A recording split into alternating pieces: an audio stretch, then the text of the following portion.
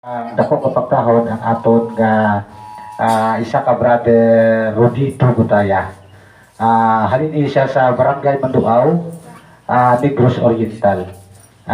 Ari na siya subong. Okay, imo subong tayo ang aton nga mikropono.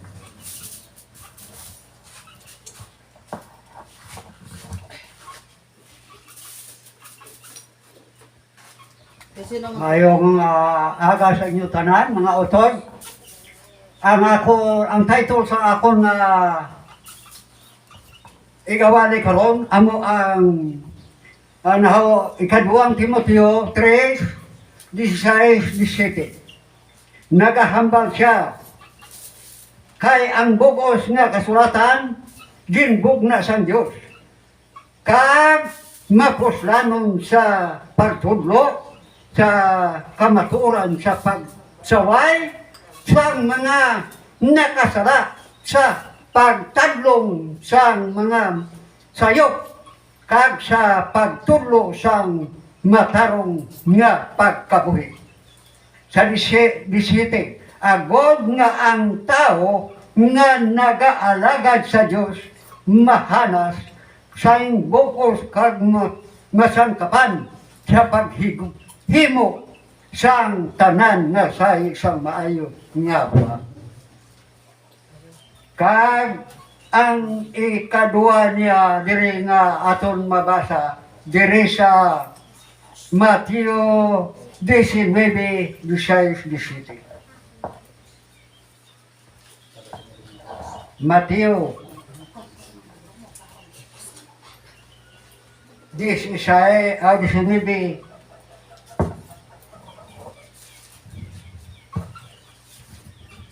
19:16-17. Isa santo kation may isa katao nga nagpalapit kay Jesus kag nagpamangkot. Manunodlo, ano ba ang maayo nga butang nga dapat ko himuon? Agod maangkon ko ang kabuhi nga walay katapusan. Ano ang siring sang Ginoo? Ang sabat niya. Nagsabat si Jesus nga abala, nagapamangkot ka sa akon kung ano ang maayo. Ang Diyos giglang, amo ang maayo. Maangkon tanan tuman na niya. Tumana ang mga sugo kung luyag ka. Maangkon ang kabuhi nga wala sing katapusan. Karon, din makita ining mga sugo nga aton nga iya ginasiling. Dire sa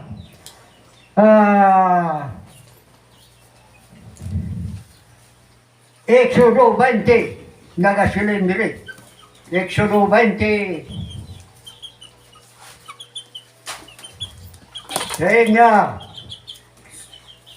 Siya niya sa 20, kaya ang Diyos naghambal sila nga mga pulong. Ako, amo ang Ginoo nga imo Diyos, nga nagdala sa imo pagbuha sa Ehipto. Sa diin, ginulipon ka. Hindi ka magsimba sa iba nga mga Diyos luwas sa akong.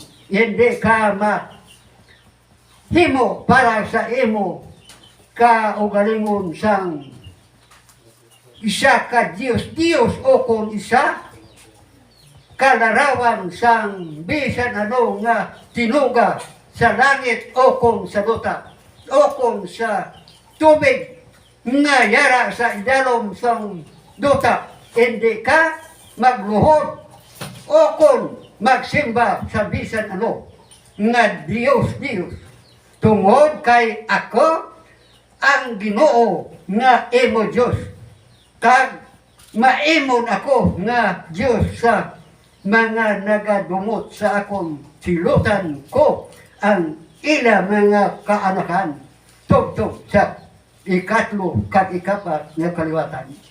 Pero sa mga nagahiyugma sa akon kag nagatuman sang akon mga sugo. Ipakita ko sa ila ang akon malig-on nga paghigugma sa linibo nga mga kaliwatan. Hindi mo pagamiton, ini ikatatlo nga sugo. Hindi mo pagamiton sa wala sing pulos ang akong galan, kag ako ang Ginoo nga imo Dios, nagasilot sang bisan sino nga nagagamit sang akong ngalan sa wala sing kapuslanan. Dire sa ikapat na sugo, dumduma ang adlaw nga imong buhay, kag pakabalaan na ini. Mag-obra ka sa sulod sang anong kaadlaw, pero ang ikapito nga adlaw amo ang adlaw nga imong buhay, nga imo iga halad sa akon. Hindi ka mag-obra sa sina nga adlaw, o ikaw ukon ang imo mga kaanakan, ukon ang imo mga ulipon, ukon ang imo mga kahayupan, ukon ang mga dumuluong nga naga-kristal sa imo banwa. Sa sulod sa anong kaadlaw, ako ang Ginoo nagpuga sang langit kag buta, sang dagat kag sang tanan nga yara sa ila. Pero sa ikapito nga adlaw, nagpahuway ako, gani ako ang Ginoo nagbindisyon sang adlaw nga imong buhay, kag gin pakabalaan ko. Apang ano karon ang aton ginahimo, ang ikaalop o nahauna nga adlaw among aton nga ginapahuway, nagsayop kita dire sa siling sa Ginoo ikapito, pero nga ang atong ginahimo lain. Ha? Mga otos, hindi bala nagasiling ginatuman ta ang aton ang ginasiling siyang kasulatan nga ang nasubong.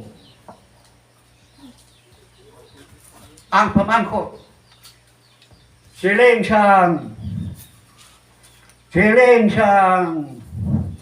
ginasiling siyang kita, nagasiling kita, Ginoo, I love you very much. I cannot longer without you because I need you. Anong sabat ang Ginoo? Yeah. Anong sabat ang Ginoo sa aton ginasiling? Siling niya, if you love me, keep my command. Then din makita ang ginaya sabat. Dire sa 1:14, amat mo na. Daw parehas pala kita nagahambal sa isa ka babae nga nagasiling amo ini ang atong ginasiling. I love you tulo-tulo. Halin sa tiila mo sa ulo. Pero, nga nasubong, nga ay naginahimot ha. Ha? Mga utod, hindi ba ini sa'yo? Pamangkot na to. Siling siyang Ginoo. Siling niya sa, ang sabat niya. Kung ginahiyugma mo ako, bantayin ang akong sugo. Siling niya sa 14, 15, o 21, sa 1, siling niya, ang nagahupot sa akong sugo, kag nagatuman, siya among nagaguma sa akong, hamak mo lang na. Pero kung nagasugid lang ta, kahit tanang kita makasala, siling sang 1, siling sang naunang 1. Ha? Basi matsiling habong nga ako ya matarong, hindi ko makasala. Siling siyang 1.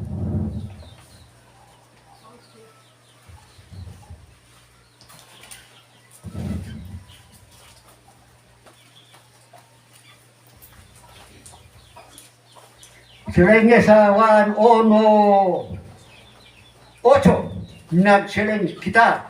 Kung magsiling kita, nga wala kita sing sala, ginadayaan naton ang aton kaugalingon. Kag ang kamaturan wala sa aton. Ha? Ang unang siling sang Juan. Siling niya sa 9. Pero kung ituada ang aton mga sala sa Diyos, tumanon niya ang iya ginsaad, kag himuon niya ang nagakaigo. Patawaron niya ang aton mga sala, kag tiluan niya kita sa tanan naton nga mga kalautan. Sa 10, kung magsiling kita na wala kita nakasala, ginahimo naton ang Diyos nga butigon, kag ang iya pulong wala sa aton. Ha? Amo na aray di mabasa. Ina iya, wala ko nagano, ginabasa ko na. Kag dire sa 1-2, ano ng 1-2 na 4. Sige, kung may isa nga magsiling na kilala ko gid siya, pero wala siya nagatuman sa iya sugo. Ina nga tao butigon kang ang kamaturan wala siya. Ha? Kung wala siya nagatuman. Pero amo nang masiling ko nga kita hindi kita matarong. Nga aman, nga hindi kita matarong. Nagsimba kita dire tungod sa pag-surrender, sa pagpangayo natin sing hanuot sa Ginoo nga kabay nga patawaron kita sa aton mga kasalanan nga tanan. Tanan kita mga utod nakasayo siling sang Bible. Pero kung ipuad ta sa iya ang kamaturan nga nakasayo kita, siya siling sang 9. Matarong siya kag magapatawag kag nagatilo sa aton kaugalingon. Ha? Siling nga? Ha? Maaari mo? Sa Jess, siling nga sa Jess, kung magsiling kita nga wala kita nakasala, ginahimo naton ang Diyos nga butigon, kag ang iya pulong wala sa aton siling siyang nahaw ng 1:10. Ha? Gani nga kita nga mga tao, kinanglan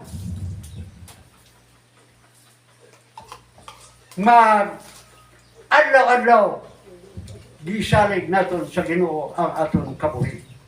Kag siling niya sa manugwali 7.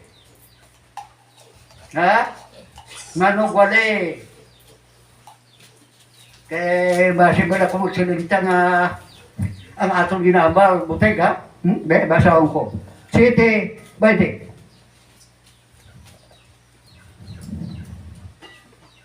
Wala gid sing isa ka tao sa duta nga nagahimo sing matarong sa tanan nga tion kag wala gid nakasayo. Ha? Amoy na ang hambal niya sa Manugwali 7:20. Apang ano ang siling naton bayaan tanarbala ang mga sugo? Ano masiling sa iban na way na nagsugo karon, way na, pero kung basahon natin sa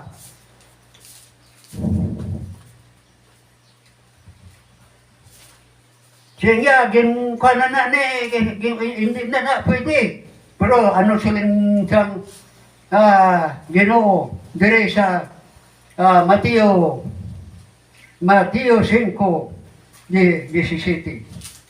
Sila nga, hindi ka mo maguna-una, siling siyang ni Ginoong Sus, hindi ka mo maguna-una nga nag-abot ako sa pagdula sa kasukan ni Moises, kag sa mga ginpanudlo sa mga pupita.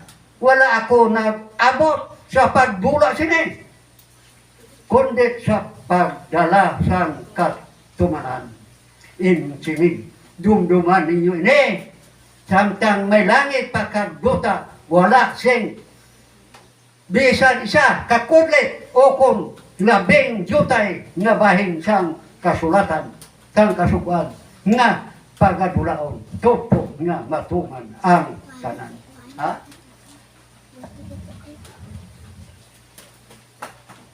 Kaya nga, gani ang bisan sino nga maglapas sa pinakajutay sa mga kasuguan kag magpanudlo sa iban sa paglapas man mangin labing kubos sa kinahirian sa langit. Makula na, mga autod. Kung magsiling ka nga ay nang kasuguan nga na nakaronte, amat mo na kumaglapas kita. Wala na sang mahimo ang tao kay siling niya dire sa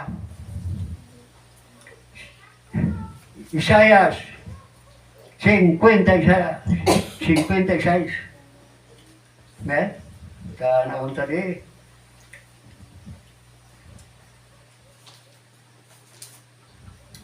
Sige nga, ang Ginoo nagsiling sa iya, mga tao, sa hindi madugay luwason ko kamo.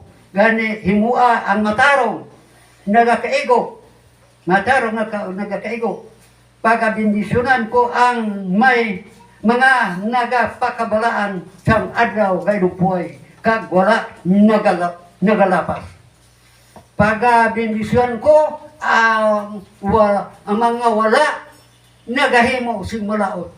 Ang isa ka dumuluong pareha sa aton nga dumuluong kita kay ang kita iya malayo dire sa himo kita nga malayo diri sa Ginoo kay ari kita diya sa Negros. Ya, ang isa ka dumuluong nga nagbuhlog sa mga tao sa Ginoo, hindi magsiling. Ang Ginoo hindi magtugot sa akon sa pagsimba o upod sa iya mga tao.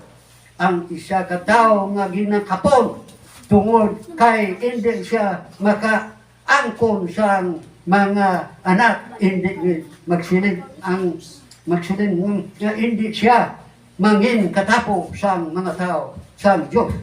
Ang Ginoo nagsiling sa sini nga mga tao, kung inyo ako pasidunggan paagi sa pagpakabalaan sa adlaw nga inupuay, kag maghimo sang iya sang luyag ko, kag magtuman sang matutom sang akong kasugtanan, dayon ang inyo mga ngalan paggadumdumun sa akong templo. Kung ang mga tao sing sobra pa kung may mga anak kamo nga lalaki kag mga anak nga babae, hindi gid kamo malimtan amat nga kay ang Ginoo nagsiling sa mga dumuluong nga nangin katapok sa iya mga tao nga nagahigugma kag nagaalagad sa iya nga nagapakabalaan sa adlaw nga inupuay kag nagatuman siyang matutong sa iya kasugtanan. Kung nagatuman na kita siyang tanan niya kay ang Ginoo nagpuway kinahanglan pawayan taman ang iya nga ginsuko sa aton. Kaon inakon nagatuman kita sa iya. Apang kung wala di sa aton na lang nga basi magsiling kita nga ang tao kay sa karon nga panahon kung ginaisip-isip naton kalabanan gid sa aton ang aton niya nga ginasimba Domingo, pero kung mabasa naton diri kung ano ang batasan ni Ginoong Hesus sa adlaw nga inupuay sa Lucas 4:16 mabasa may 4:16 Lucas. Kung anong batasan ni Ginoong Hesus.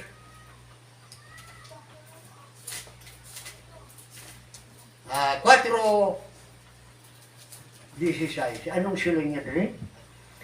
Dayon si Jesus nagkadto sa Nazaret. Sa diin siya nagdako.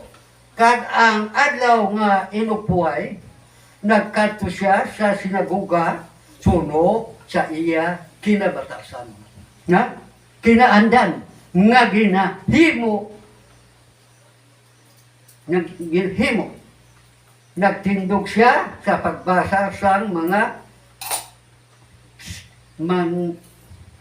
kasulatan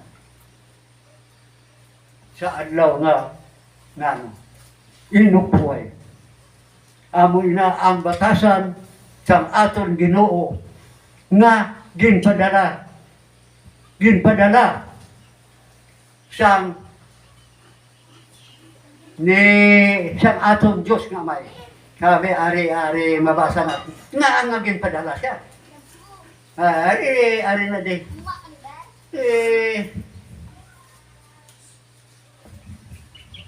Basi kung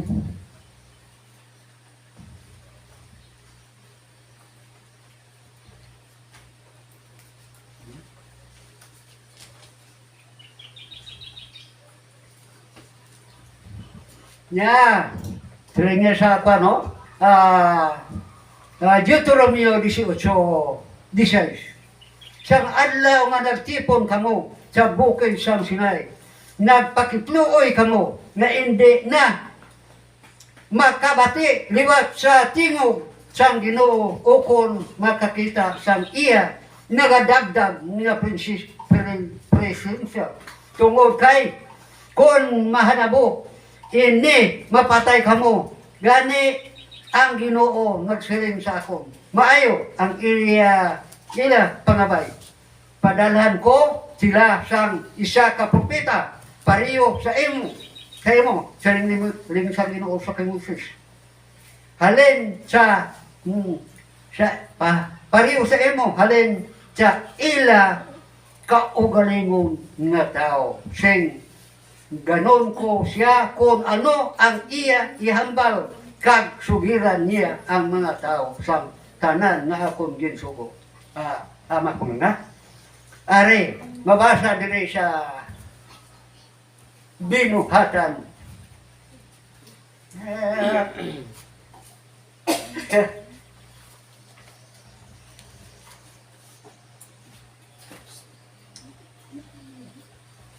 Binuhatan 3:22.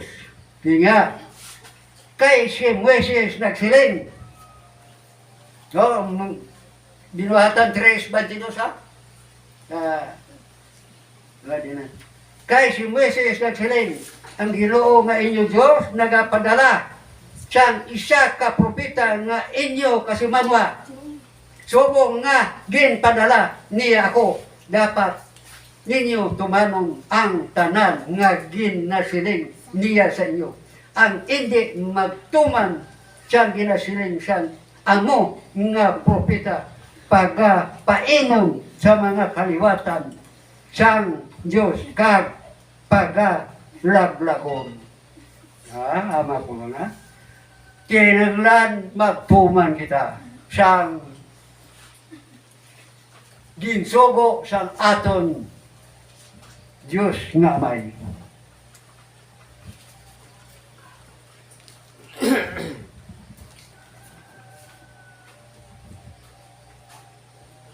Siring nga diri sa Mateo 7:21. Siring nga hindi ang tanan nga nagatawag sa akon Ginoo Ginoo makasulod sa ginharian sang langit kundi ang nagahimo lamang sang kabuton sang akon amay nga yara sa langit. Amoy na. Guys, isa, sa ulihin minadlaw niya. Kung mag-abot na ang adlaw sang paghukom, madamo ang nagasiling sa akon, Ginoo, Ginoo, sa imong ngalan nagwali kami. Sa imong ngalan nagtabo kami sa mga demonyo. Kag naghimo sang madamo na mga milagro. Dayon nagasiling ako sa ila. Wala akong nakakilala sa inyo. Palayo kamo sa akon, kamo na manugbuat sa inyo. Manag na. Kinanglan sa aton nga kung nagatingwa kita, kung nagatingwa ang isa ka tao, kaag nagasalig kinanglan tumanon ta ang iya sugo. Siling pa sa kapitan sa army. Obey before you complain. Ha? Tuman ka na ikag-display pa, reklamo. Ha? Kung nagatuman kita, kag hindi kita maluwas, mareklamo kita. O, pero anong salim sa kapitan? Obey before you complain. Amoy nga ang siling siyang kapitan. Aton kapitan sino ang Ginoo. Dira na lang na akong kutog ang akong i-contact. Salamat na lang sa tagsa sa aton. Kabay nga kaluyan